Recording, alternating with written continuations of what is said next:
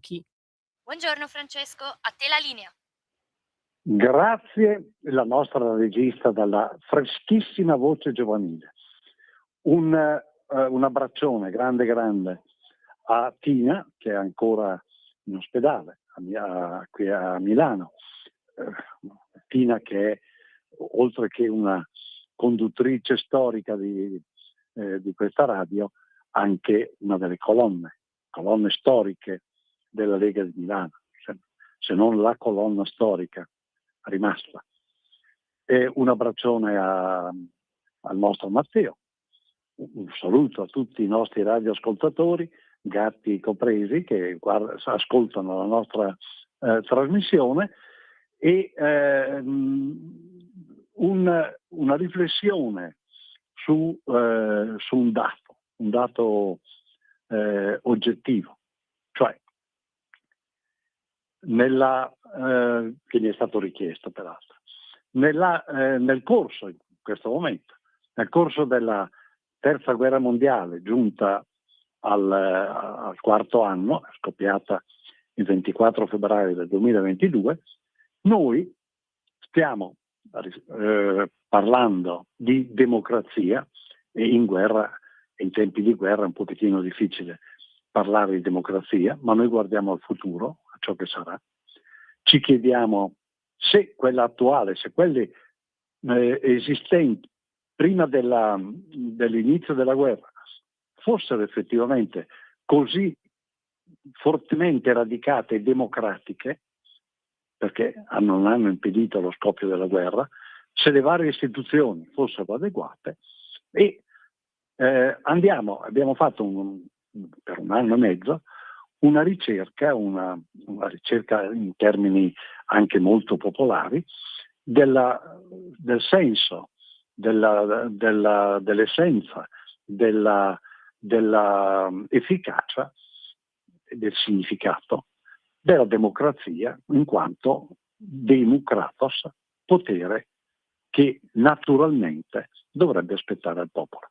Abbiamo fatto un percorso, dalla Grecia siamo passati all'importantissimo e obnubilato Patto di Costanza, in realtà generato dalla celeberrima battaglia di Lignano, elemento fondamentale nella storia dei nostri popoli, tanto che è menzionato nello stesso inno nazionale attuale, nel canto degli italiani, è espressamente menzionata la battaglia di Legnano.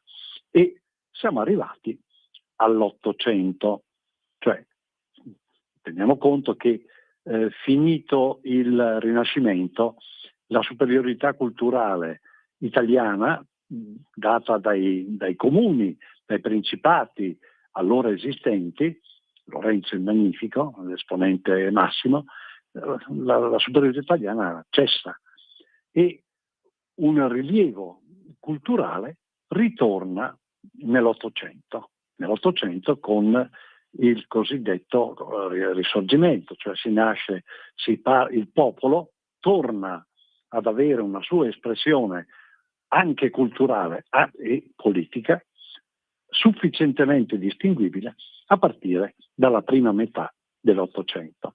Noi siamo arrivati alla fine del regno pontificio, i 7 stati che contrassegnavano l'Italia di allora non ci sono più, l'Italia viene unificata sotto il regno dei Savoia e il Papa, questo sovrano assoluto, potere teocratico che comanda su un territorio in nome di Dio, in nome della divinità, e che ha bisogno di questo territorio per poter fare in modo che Dio agisca e possa operare, è una roba un po' stramba, però è così, e non ha più neanche la poltrona su cui sedersi, tanto che lo Stato italiano deve provvedere con propria legge unilaterale, la legge delle guarentigie, per garantirgli di esercitare la sua funzione universale di capo della Chiesa Cattolica Romana. Ovviamente non expedit, i cattolici non dovrebbero assolutamente collaborare col Regno d'Italia che nel frattempo si è imposto, che c'è, ovviamente rifiuto totale di qualunque soluzione se non la restituzione del territorio che gli è stato tolto, e questo da parte di Pio IX, marchigiano di Senigallia, però Pio IX già nel 1874 si apre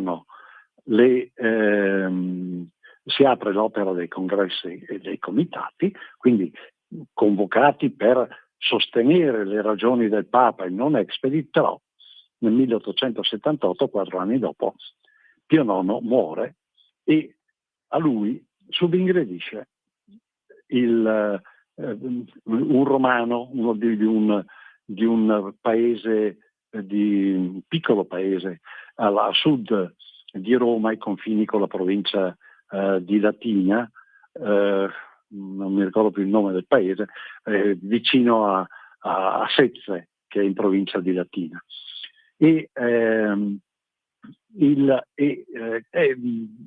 Papa Pecci, che prende il nome di Leone Tricisma, che è nato a Carpigneto, adesso che mi ricordo. Ora, il nome di Leone Tricisma.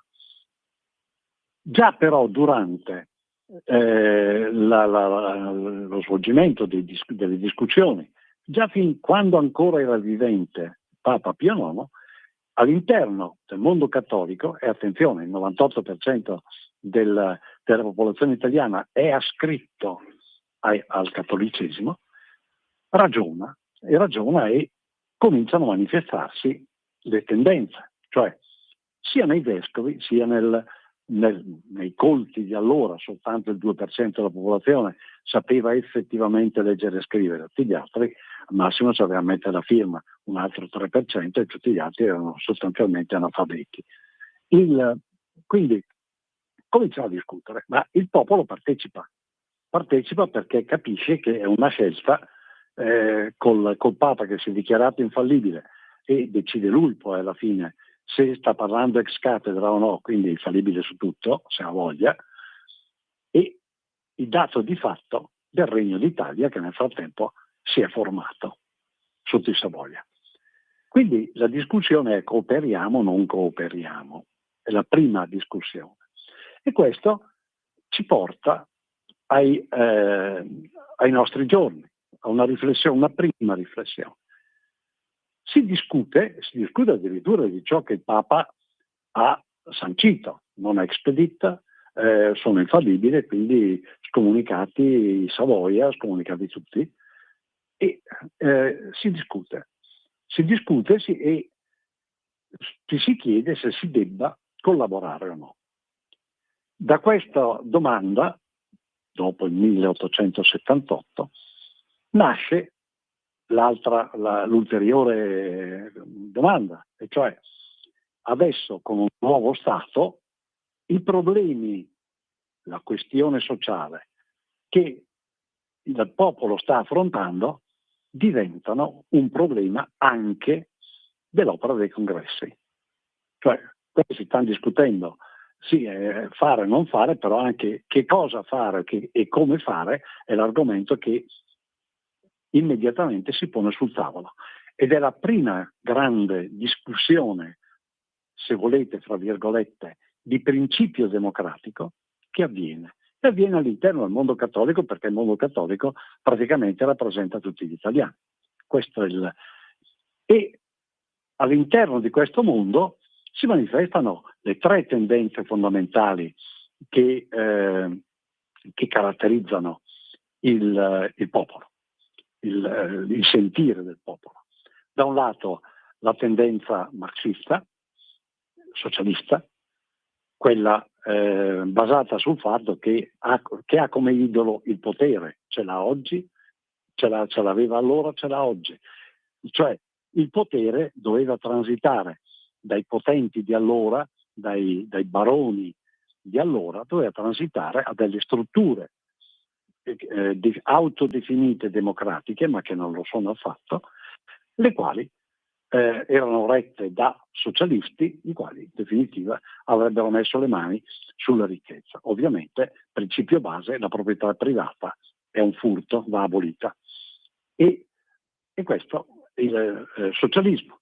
Dall'altro lato c'è il liberalismo, John Stuart Mill, laissez-faire, che tutto funzioni secondo il mercato, peccato che il mercato è in mano a 4 gatti e il resto del popolo fa la fame, quindi non è una soluzione.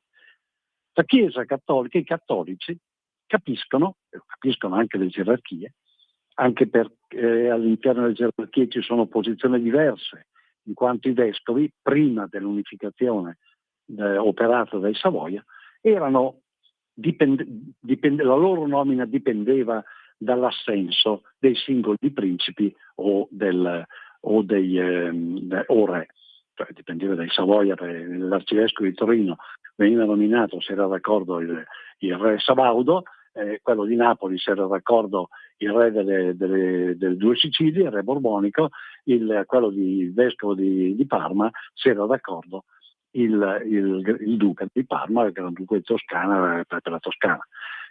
Quindi sensibilità diverse, problemi diversi che vengono posti attraverso riunioni anche all'interno del mondo cattolico. E quindi il mondo cattolico in quel momento rappresenta tutta la popolazione, nella sostanza, perché il Partito Socialista si costituirà soltanto alla fine del secolo, quasi contemporaneamente a quando la Chiesa Cattolica, o meglio Papa Leone XIII, emana scrive la sua lettera enciclica Rerum Novarum, grande novità, che affronta di petto la questione sociale. La Chiesa, dopo, attraverso il lavorio dell'opera dei congressi, si rende conto che per secoli si è arroccata nel potere, che che con l'avvento delle rivoluzioni sostanzialmente dell'Ottocento, quindi con l'avvento del Regno d'Italia in Italia, è rimasta chiusa a riccio, opponendosi a qualunque confronto con la modernità, si rende conto che con la modernità bisogna fare i conti e quindi all'interno dell'opera dei congressi si parla di queste cose, si discute. Il non expedit c'è ancora, rimane, per carità, c'è l'infallibile detto che è così, quindi è così sicuramente, però in effetti poi di fatto si discute della questione. E si discute della questione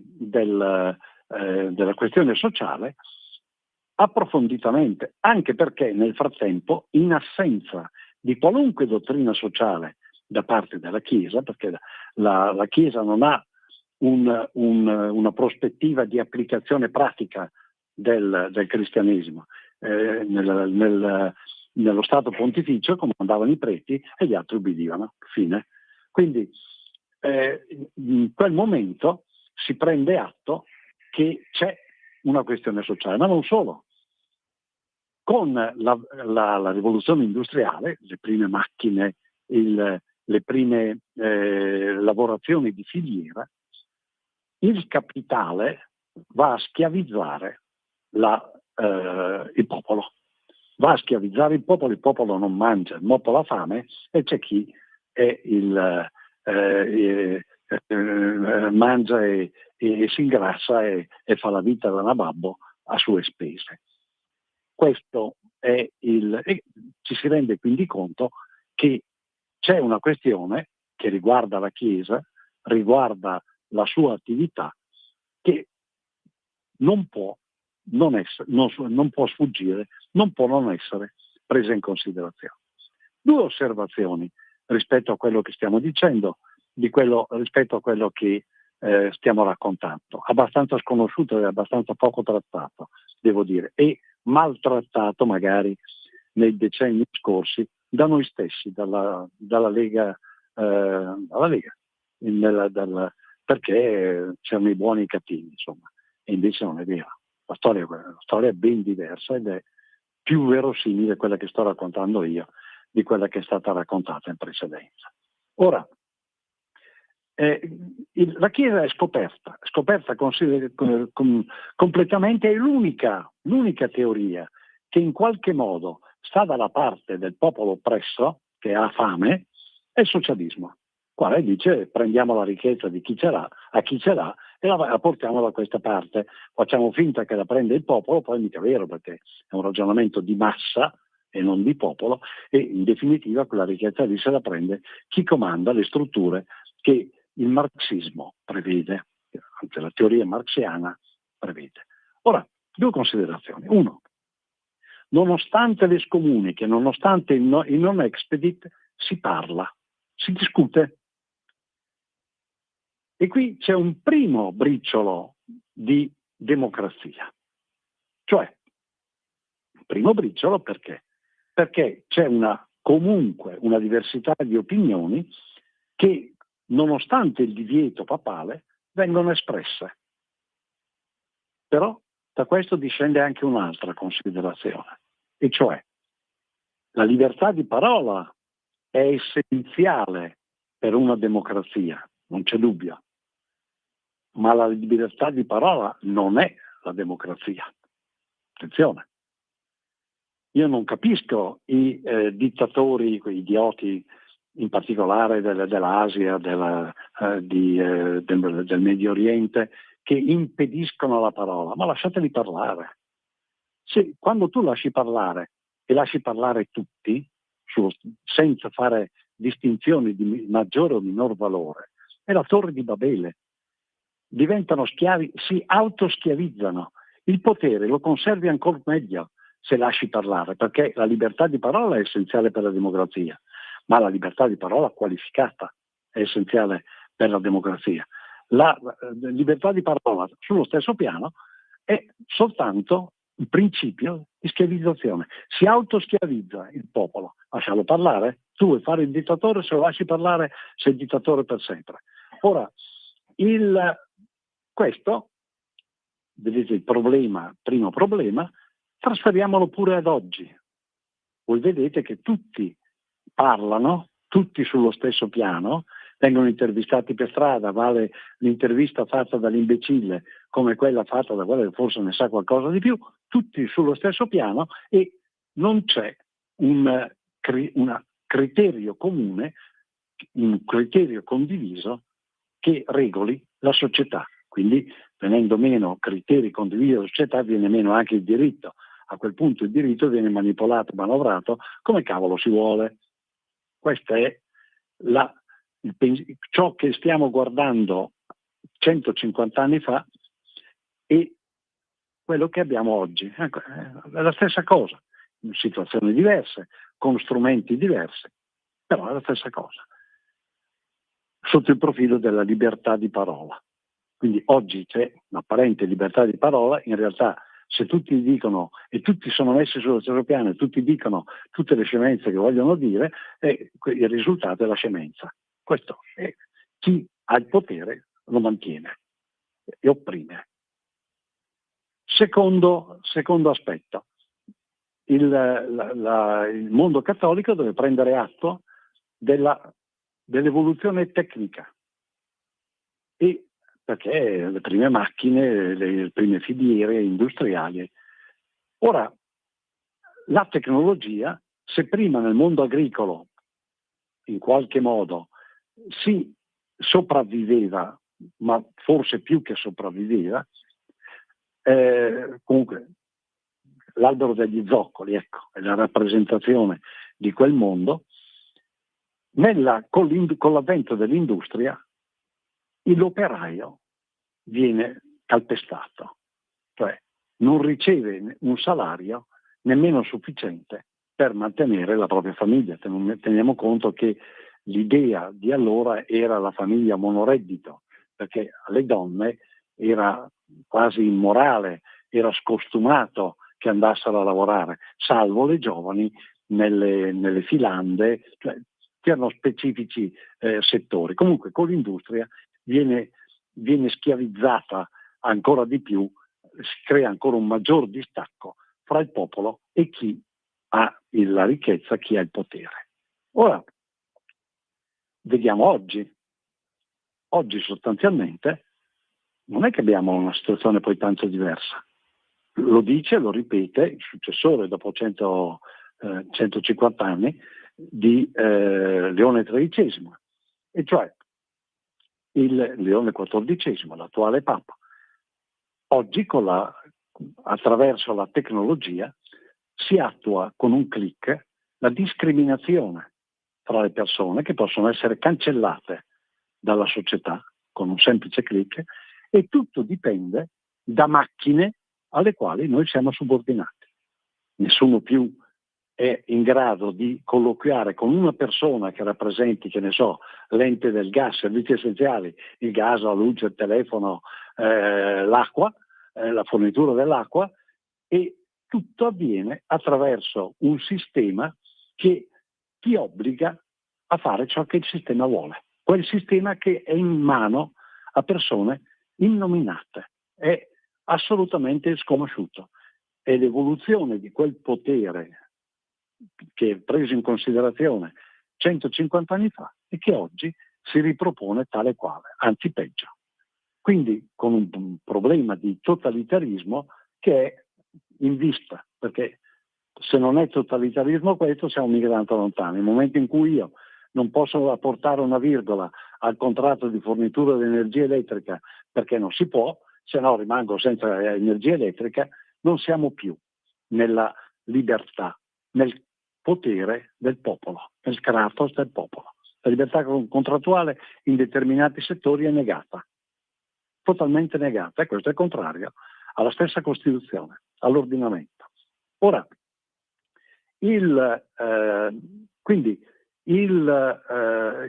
quello che si presenta allora lo vediamo, lo analizziamo e lo rivediamo oggi ampliato. Ciò vuol dire che il problema è stato affrontato allora, ma nello scorrere degli anni non è stato risolto e si ripresenta anche con maggior durezza, al punto che così sono venuti a crollare i baluardi della società, delle singole società, al punto che la soluzione dei problemi a quel livello di quei poteri che stanno sopra al popolo, assolutamente intangibili da parte dei popoli che non contano più niente, vengono risolti fra questi poteri, vengono affrontati da questi poteri con la guerra, cioè con la violenza. L'unico modo col quale un campo, un settore senza regole, perché a questo punto è senza regole, può decidere e sistemare i propri reciproci interessi. Torniamo al concetto di Democratos. Oggi il demos, il popolo, di Kratos ne ha proprio pochino. Ecco. È il problema che viene preso in considerazione dal 1878, data di anno di elezione al pontificato di Leone XIII, questo Papa romano, e che evolvendosi nella discussione in regimi che peraltro il Regno d'Italia non è certamente democratico, c'è una Costituzione concessa dal re, il quale può revocarla, cambiarla, fare tutto quello che vuole, e quindi non c'è corrispondenza tra una libertà di parola e il tipo istituzionale di regolamentazione della società, e dall'altro lato abbiamo il problema della oppressione del popolo, fa la fame, il popolo, e l'unica forza, provvidenzialmente devo dire, che fa valere l'ingiustizia sotto questo profilo è, alla fine del secolo, sono le idee socialiste che sfociano nella Costituzione del Partito Socialista.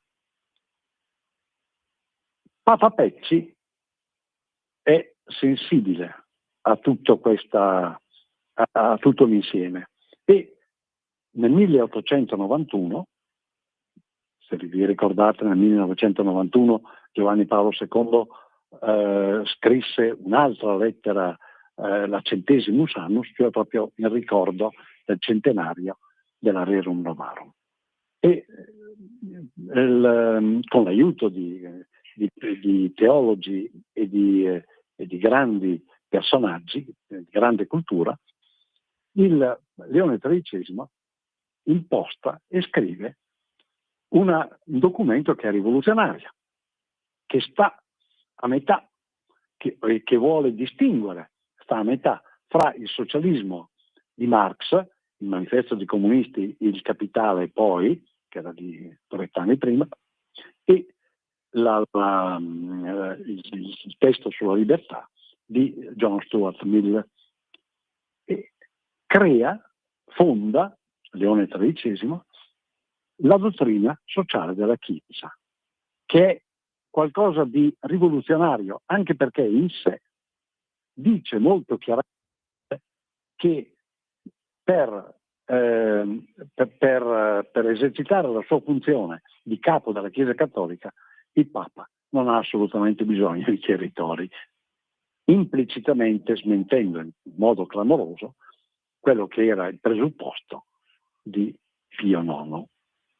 Ecco, a Dio piacendo, la settimana prossima parleremo della Rerum Novarum, del suo significato, del suo stesso collegamento col fascismo. Ricordiamo che c'è il socialismo patriottico, il fascismo, è tutta l'evoluzione a questi due temi. Il socialismo, che è una religione basata sul vitello d'oro, sul potere, sulla ricchezza e sulla scientificità presunta, perché il socialismo pretende di essere scientifico, e dall'altro lato una dottrina cristiana della quale la Chiesa deve prendere atto e che viene a questo punto messa a disposizione del popolo, devo dire con grande successo e grande gioia del popolo.